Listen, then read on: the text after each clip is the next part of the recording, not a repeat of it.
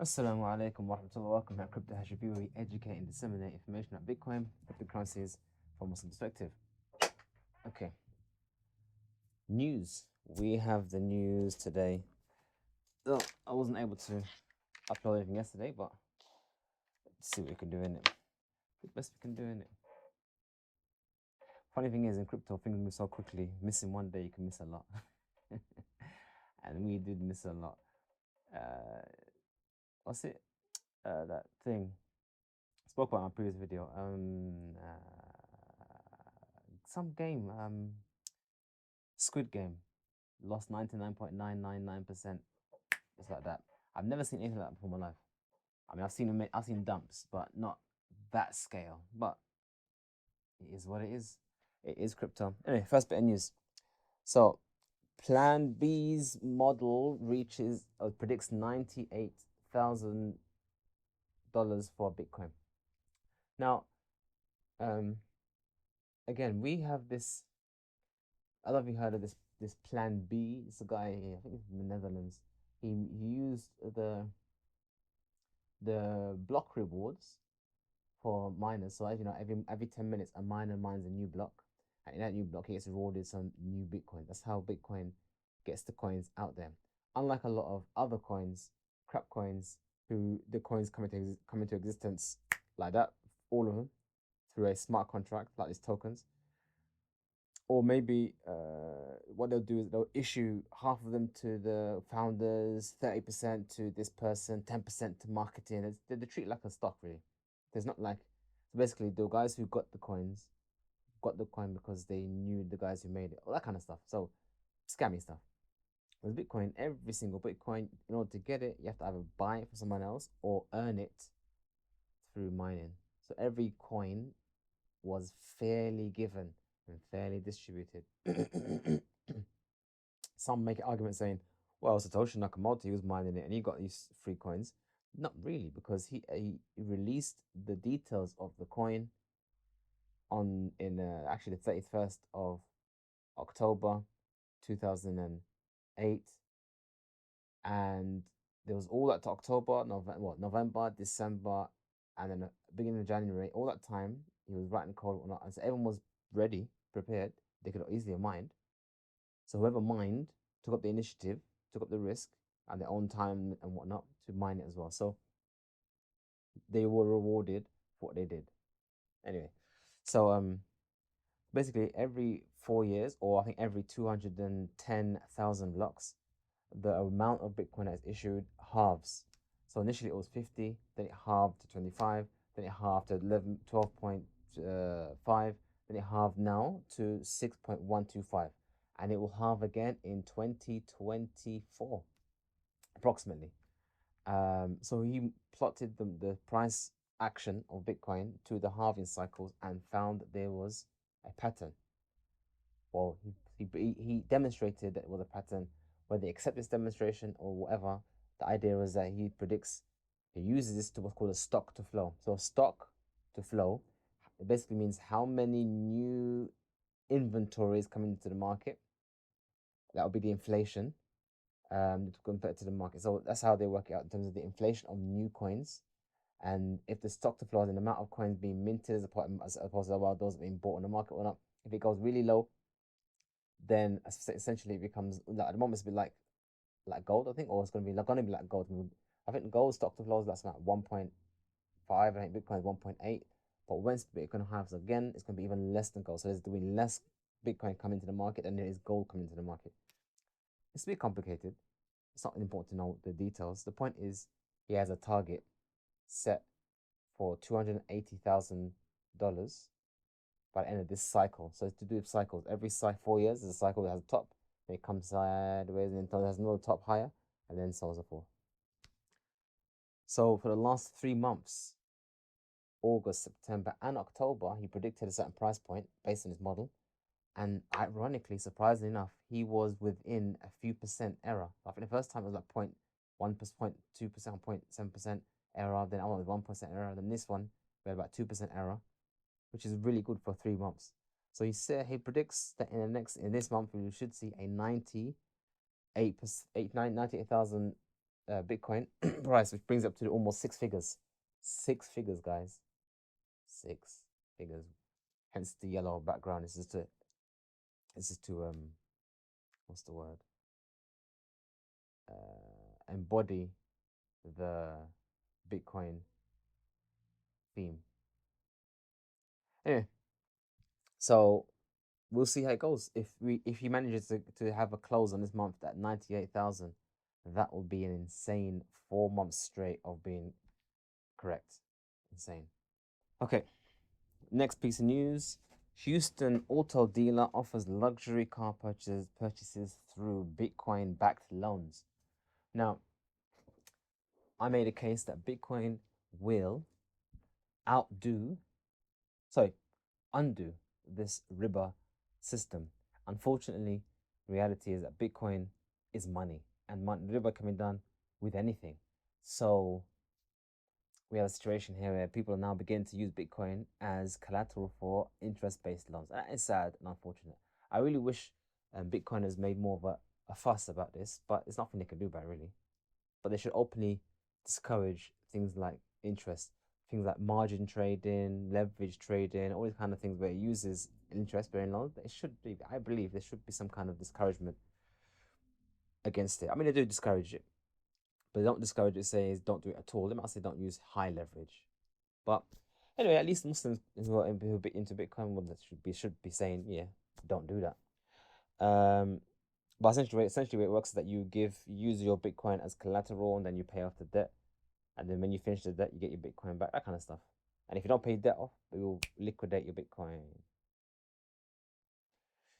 And on another note, that could be a good option for Muslims. What I mean by that, I mean, imagine you had loads of Bitcoin, like 50, but you didn't want to spend it because you didn't want to incur any taxes. So what you could do, in theory, is you could say, look, I will put this Bitcoin as collateral against this car, and I'll pay the car monthly installments with normal fiat. So when I get paid, I pay you off and whatnot. But you have to worry about if I'm good enough for it, or you even use a bank. I can actually what's the word? Bypass the banking system entirely because they already have the Bitcoins right there. And then you just pay off the monthly installments. And if you can't keep up with the payments, then just liquidate the Bitcoin and you get the money. Just like how it is in Islam, Rahan.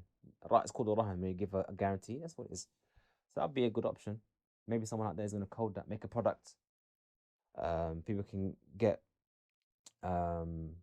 use their Bitcoin as collateral for paying for other things. So you heard it here first. Do it. Then we have War of the Meme Coins. This one was funny. I saw this yesterday. Dogecoin and Shiba Inu. So Binance has now made a pair, Doge against Shiba. Someone asked me the other day, what does that mean? You know, you have Bitcoin and US dollar, USDT. You have, or you might have Ethereum versus Bitcoin. So you're trading your Ethereum to get Bitcoin or Bitcoin Ethereum. What they've done now is made Shiba Inu, Dogecoin, and Doge and Shiba Inu. So you can now, if you have Shiba, you can exchange it directly for Doge. If you have Doge, you exchange it directly for Shiba Inu. Why is that useful? Because then you can actually see which one is outperforming the other.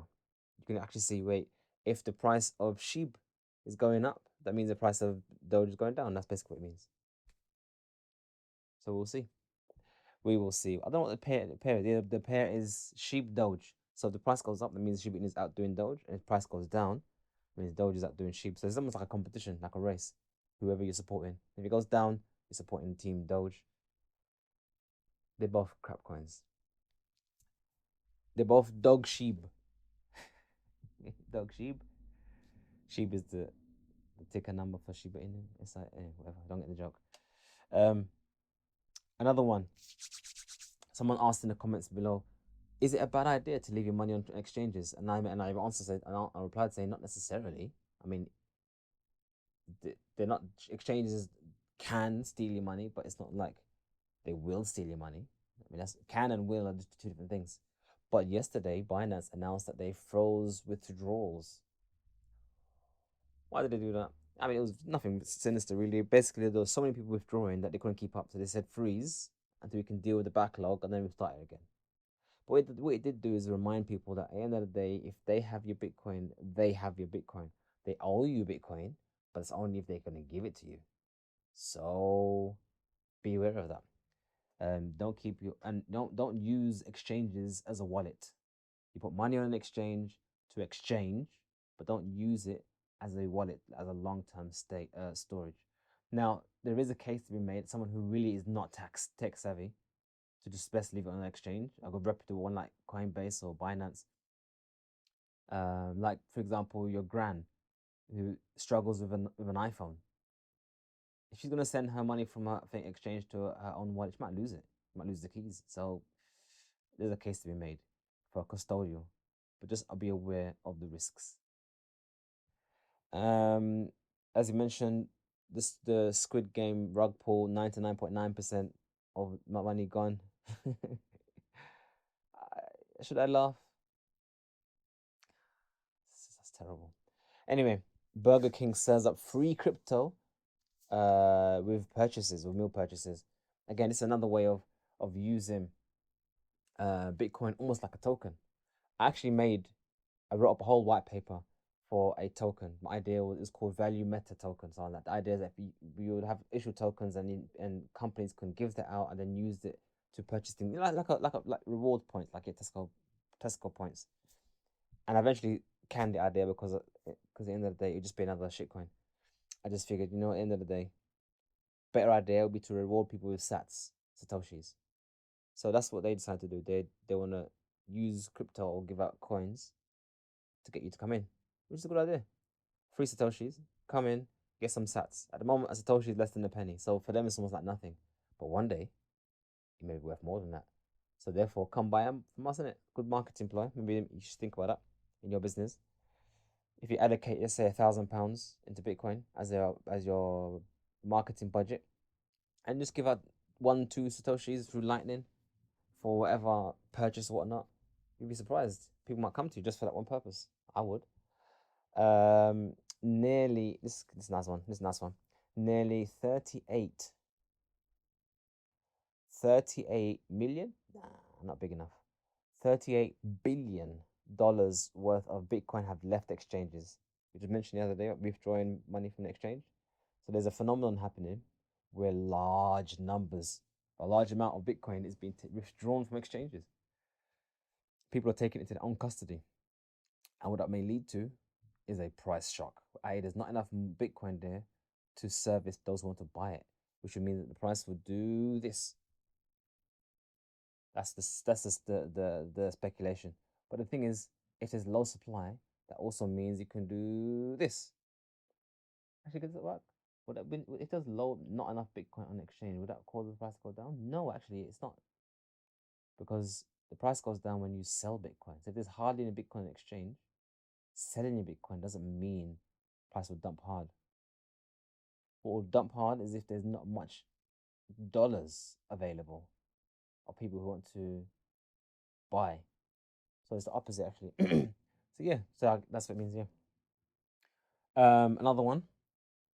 Decentraland rides Facebook's metaverse wave targeting $5.6. So yeah, Decentraland. Again, I've mentioned this before, many videos before. It's a decentralized world where you can actually buy land and build on top of that land and explore and do things. It's quite cool. Try it out. Decentraland.org. Just literally go there, log in as a guest, and walk around. It's interesting what you can get done there, what can be available there. As Facebook's now going to go all in on that metaverse kind of thing, projects that already exist, I always obviously got a head start. Now Facebook's got billions to do it, and also they have the infrastructure of an actual VR device, so that they've got that advantage. That is, they got a device, but at the same time, it's Decentraland. All they have to do is make it available to that device, like for an app. But the advantage that Decentraland has is that it's been doing this for years. It started off ICO in 2017, so that's 17, 18, 19, 20, 21, 5 years head start in developing. Obviously not the same backing as Facebook, but it's still got a head start. So Facebook's going to do catch up, and then you're going to really see what's gonna win out. Decentraland, which is the open platform for everyone to use, and no one owns it, not owned by any CEO or whatnot, or Facebook, which has a massive reach through Facebook, billions of people, but it is a closed system. It's permission. You have to get permission before you can access and take part in that system. So yes, that's literally another example of open versus closed. We'll see how that plays out. Um, so someone else mentions Peter Thiel. I don't know who he is. He says Bitcoin at 60,000 means the economy is facing real crisis. Now, um, yes, I'm going to speak from my own head. I'm not going to say what he's saying, but there is an issue that will happen with Bitcoin. If Bitcoin serves as a better store of value, as well as a better investment, then those other things will suffer. What other things am I talking about? Well, you've got a few £1 million in the bank. Let's say you've got £20 million in the bank, not doing anything, and you wanna beat inflation because every year you're losing 2 to 10% of your value, probably even more than that now because of COVID and all the money printing. So you don't want to lose that value. You want to keep that value. What many things people have done is buy real estate, buy property, buy this property and that property and rent it out. So they get a yield. Not only is the property going up in value, they get also rental income. So that's good news, isn't it? But then you have to do land tax, and then you got to do maintenance, and then you got to pay someone to manage that property. There's so many things you got to do, costs to maintain that. Not to mention you have insurance, and maybe the house will burn down. Maybe it will be confiscated. There's so many things that can happen with the property that some may say, wait, I'm earning about 2 to 5% a year on my property. With Bitcoin gets 90, and no one can confiscate it from me, and there's no maintenance. And if I need to spend it, I can spend as lot low as a few pennies, as in I can draw a few pennies from that Bitcoin and spend it. Whereas if I've invested money into a house, I can't draw a few pennies or a few pounds or a few £100 from that and spend it. So Bitcoin will actually become a better means of storing your value and even growing your value than a lot of other things like property and bonds and money in the bank interest.